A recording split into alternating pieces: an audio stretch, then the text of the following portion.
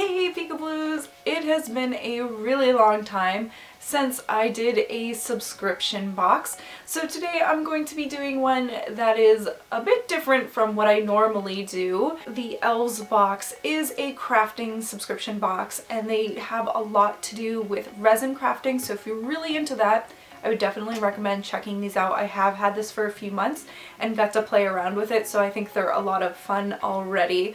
But they have two versions. They have the regular box, which runs you about $35 a month, and then they have the premium box that runs about $50 a month. The regular box gives you resin, molds, and a bunch of decorations and all of that, but now the premium box is basically a premium version of that, where you get the same items that are in the regular box, plus some bonus items that are usually a bit more pricey, and they're usually like Japanese exclusive kind of items, whereas the regular box has sort of their own items, their brand of Sophie and Toffee. Either box you go with, you're still going to have a fun project to make, and you can base it on your budget for the month. So I like this way a bit better.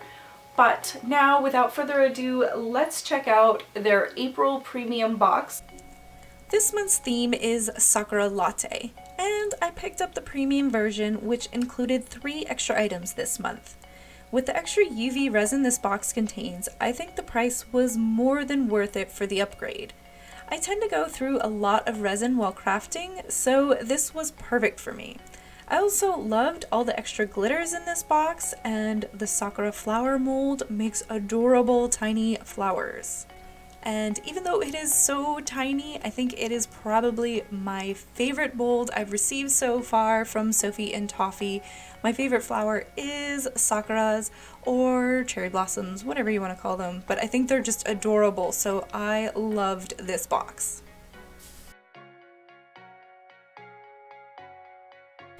And that's everything in the premium Sakura Latte Elves box from Sophie and Toffee.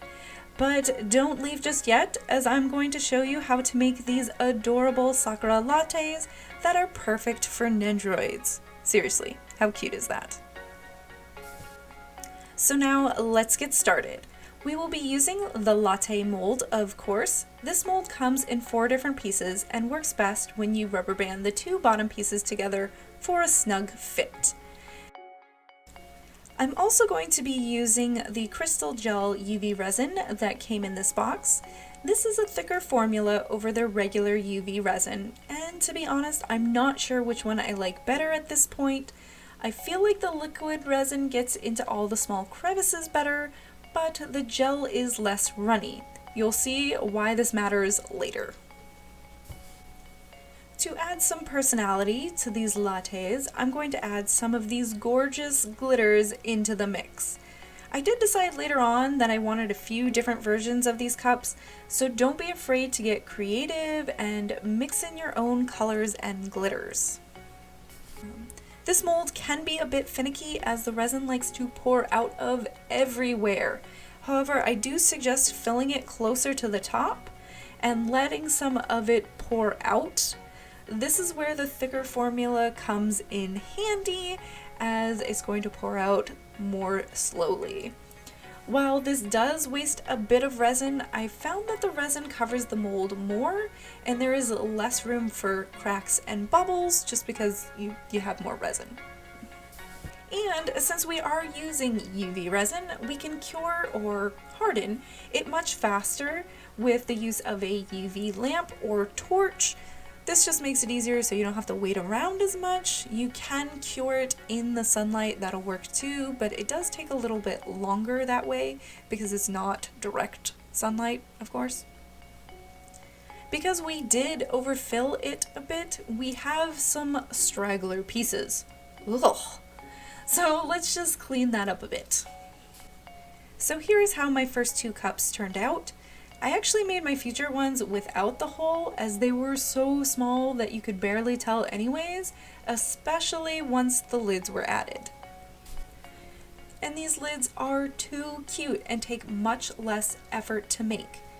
For some of these, I did stick the cup in the resin of the lid before it was cured, And I think I like that method much more than just gluing them on with resin.